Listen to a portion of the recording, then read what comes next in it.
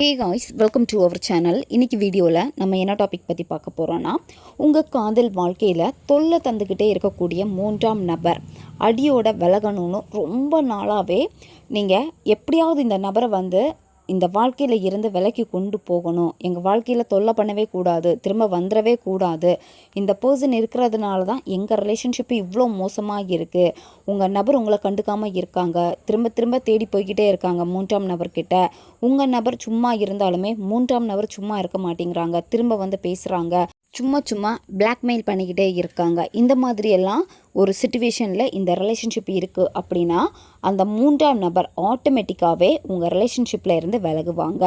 இந்த ஒரு மெத்தடை நீங்கள் செய்கிறப்போ உங்கள் லைஃப்பில் இருக்கக்கூடிய அந்த மூன்றாம் நபரை பிரித்து விட்டுருவாங்க இந்த பிரபஞ்சம். நம்ம சேனலுக்கு நீங்கள் இதான் ஃபஸ்ட் டைம் வரீங்கன்னா மறக்காமல் சப்ஸ்கிரைப் பண்ணிக்கோங்க, பக்கத்தில் இருக்கக்கூடிய பெல் பட்டனையும் கிளிக் பண்ணிக்கோங்க. அப்போ தான் நான் போடக்கூடிய வீடியோஸ் எல்லாமே உடனுக்குடன் உங்களுக்கு நோட்டிஃபிகேஷனில் வந்துக்கிட்டே இருக்கும். உங்களுக்கு எங்கிட்ட பர்சனலாக கிளாஸஸ் எடுத்துக்கணும் அல்லது உங்களுக்கு பர்சனல் டேரோக்கா ரீடிங் தேவைப்பட்டுச்சுன்னா இன்ஸ்டா அல்லது மெயிலில் காண்டாக்ட் பண்ணுங்கள். இப்போது இந்த மெத்தடை எப்படி பண்ணுறதுன்னு பார்க்கலாம். இந்த மெத்தடை நீங்கள் எந்த டேயில் ஸ்டார்ட் பண்ணணும் அப்படின்னா, அமாவாசை அன்னைக்கு நீங்கள் இதை செய்யணும் அல்லது சனிக்கிழமை, சரியா? இந்த நாட்களில் ஏதாவது ஒரு நாளில் இதை நீங்கள் செய்யணும்.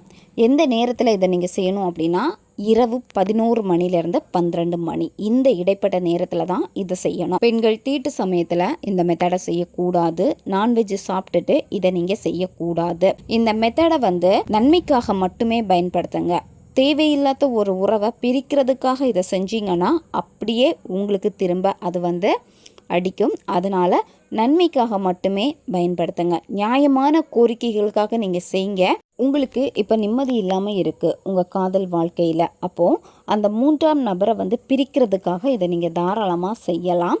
இந்த மெத்தடை செய்கிறப்போ நீங்கள் குளிச்சுட்டு தான் செய்யணும், சரியா? உங்களுடைய ஆறா ரொம்ப ரொம்ப சுத்தமாக இருக்கணும். அமைதியான ஒரு பிளேஸை சூஸ் பண்ணிக்கோங்க. யாருமே உங்களை டிஸ்டர்ப் பண்ணாத மாதிரி பார்த்துக்கோங்க. உங்களுடைய பூஜை ரூமில் நீங்கள் செய்யலாம், தனி ரூமில் இருந்து இதை நீங்கள் செய்யலாம். இந்த மெத்தடை செய்கிறப்போ வெறும் தரையில் உட்காரக்கூடாது, ஏதாச்சும் விரிப்பு போட்டு அதுக்கு மேலே உட்காந்துக்கோங்க. ஒரு தீபம் அல்லது கேண்டில் ஏற்றி வச்சுக்கோங்க. அந்த தீப ஒளியில் தான் இதை நீங்கள் செய்யணும். இந்த மெத்தடை நீங்கள் செய்ய போகிறப்போ உங்கள் நபர் மேலேயும் உங்களுக்கு கோபம் இருக்கக்கூடாது, வெறுப்பு இருக்கக்கூடாது. உங்கள் 2 பேருடைய காதல் ரொம்ப ஸ்ட்ராங்காக இருக்குது, அதை மனசில் அப்படியே ஸ்ட்ராங்காக நினச்சிட்டு தான் இதை நீங்கள் செய்யணும். இந்த மெத்தடுக்கு உங்களுக்கு தேவைப்படுறது வெள்ளை பூண்டுடைய தோல் உங்களுக்கு தேவைப்படும், சரியா? வெள்ளை பூண்டு எத்தனை தேவைப்படும் அப்படின்னா 48 வெள்ளை பூண்டு எடுத்துக்கோங்க, சரியா? அந்த வெள்ளை பூண்டை நீங்கள் உரிக்கணும், சரியா? ஒவ்வொரு பல் பூண்டாக தனியாக எடுத்து அதில் இருக்கக்கூடிய தோலை நீங்கள் உரிக்கணும், சரியா? நகம் படக்கூடாது அந்த வெள்ளை பூண்டுக்குள்ளாடி. உங்களுக்கு இதில் தேவைப்படுறது வெள்ளை பூண்டுடைய தோலும் தேவைப்படும், அந்த வெள்ளை பூண்டும் தேவைப்படும், சரி? அதனால தான் நகம் எதுவுமே படாமல் உரிக்க சொல்கிறது. அந்த தோல் எல்லாத்தையுமே எடுத்து நீங்கள் தனியாக வச்சுக்கோங்க, சரியா? ஒரு பவுலில் ஏதாவது நீங்கள் போட்டு வச்சுக்கோங்க. இந்த தோல் உரித்த பூண்டு இருக்குல்ல, அதை என்ன பண்ணணுன்னா இன்னொரு சின்ன ஒரு பவுலில் போட்டு வச்சுருங்க. ஃபஸ்ட்டு என்ன பண்ணணும் அப்படின்னா, மெடிடேஷன் பண்ணுற மாதிரி உட்காந்துக்கோங்க. முதல்ல மூச்சு பயிற்சி, மெதுவாக மூச்சு ஆழமாக உள்ளே இழுத்துட்டு 1 செகண்ட் ஹோல்டு பண்ணிவிட்டு வாய் வழியாக மெதுவாக மூச்சை வெளியே விடுங்க. இந்த மாதிரி ஒரு 10லேருந்து 15 வாட்டி நீங்கள் செய்யுங்க. செய்கிறப்பவே மனம் ஒரு நிலையாகும். என்ன விஷயம் செய்ய போகிறீங்களா அதில் ஸ்ட்ராங், உங்களுடைய கவனம் எல்லாமே ரொம்ப ரொம்ப ஸ்ட்ராங்காக அந்த ஒரு கவனத்துக்குள்ளாடி போயிடும், சரியா?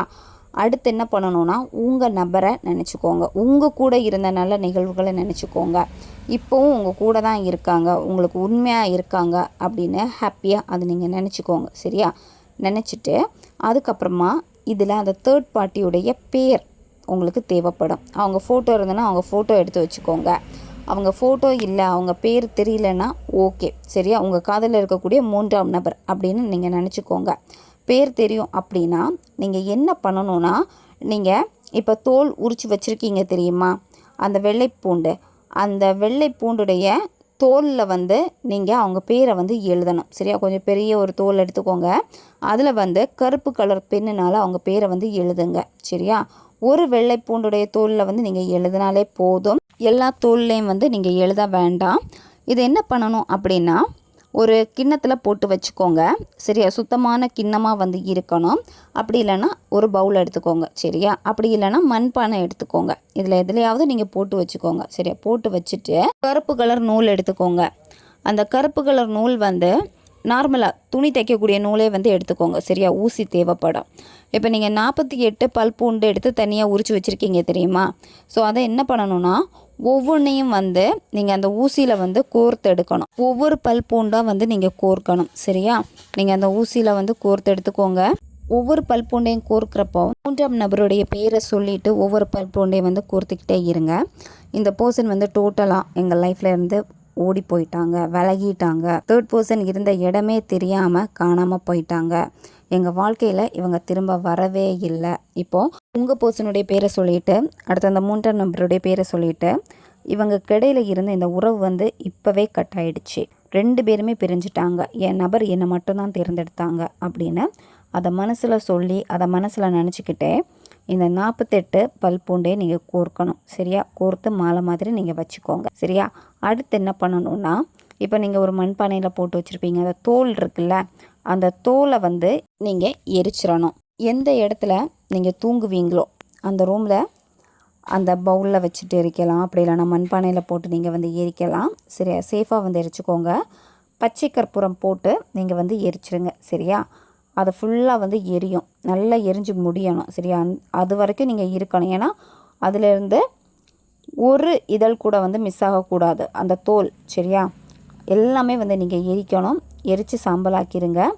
காலையில் என்ன பண்ணணும்னா அந்த சாம்பலை முருங்கை மரத்துக்கு அடியில் கொண்டு தட்டிடுங்க. அப்படி இல்லைன்னா எலுமிச்சை மரம் இருக்குன்னா அதுக்கு அடியில் வந்து தட்டிடுங்க. இந்த பல் பூண்டு மாலை மாதிரி கோர்த்து வச்சுருக்கீங்கள்ல, இதை என்ன பண்ணணும் அப்படின்னா காலையில் எந்திரிச்சதுமே குளிச்சுட்டு யார்கிட்டையும் பேசக்கூடாது. சரியா? குளிச்சுட்டு உடனே விடிய காலமே என்ன பண்ணணும்னா நீங்கள் இதை வந்து முருங்கை மரத்தில் வந்து கட்டிடுங்க. அதனுடைய மூட்டு பகுதியில் கட்டி விட்ருங்க. அல்லது எலுமிச்சை மரம் இருந்துச்சுன்னா அதனுடைய மூட்டு பகுதியில் கட்டி விட்ருங்க. திரும்பி பார்க்காம வந்துருங்க. இதுதான் நீங்கள் செய்ய வேண்டியது. இதை நீங்கள் செஞ்ச 8 நாட்களுக்குள்ளாடியே உங்களுக்கு இது வேலை செய்ய ஆரம்பிச்சிடும். உங்கள் நபருக்கும் அந்த 3ஆம் நபருக்கும் அடிக்கடி சண்டை வரும். உங்கள் நபரே வேண்டான்னு சொல்லி விலகுவாங்க. அல்லது அந்த 3ஆம் நபரை ஆட்டோமேட்டிக்காக விலகுவாங்க. உங்கள் நபருக்கு அந்த தேர்ட் பார்ட்டியுடைய எண்ணங்கள் வந்து இருக்காது. வெறுப்பு தான் இருக்கும், கோவம்தான் இருக்கும். அவங்கள அப்படியே கொஞ்சம் கொஞ்சமாக மறந்துடுவாங்க. சரியா? 1 வீக்லேயே வந்து வேலை செய்ய ஆரம்பிச்சிடும். இதை வந்து நன்மைக்காக மட்டுமே செய்யுங்க. திரும்பவும் சொல்கிறேன், தேவையில்லாத ஒரு நபரை பிரிக்கிறதுக்காக செஞ்சீங்கன்னா அதனுடைய பக்க விளைவுகளை நீங்கள் சந்திக்க நேரிடும். நம்ம சேனலில் கொடுக்கக்கூடிய ஒவ்வொரு மேனிஃபெஸ்டேஷன் டெக்னிக்குமே நன்மைக்காக மட்டும்தான் நீங்கள் பயன்படுத்துறதுக்கு போட்டுட்ருக்கோம். நன்மைக்காக மட்டும் பயன்படுத்துங்க. ஏன்னா பவர்ஃபுல்லான மெத்தட் இது. அந்த 3ஆம் நபர் உங்கள் நபர்கிட்ட இருந்து பிரிஞ்சே போயிடுவாங்க. ஓகே காய்ஸ், தேவைப்படுறவங்க இதை பயன்படுத்திக்கோங்க. வீடியோவை தேவைப்படுற உங்கள் ஃப்ரெண்ட்ஸ்க்கும் ஷேர் பண்ணுங்கள். அவங்களுக்கும் இது உபயோகமாக இருக்கும். அடுத்த ஒரு வீடியோ பதிவில் சந்திக்கலாம். நன்றி.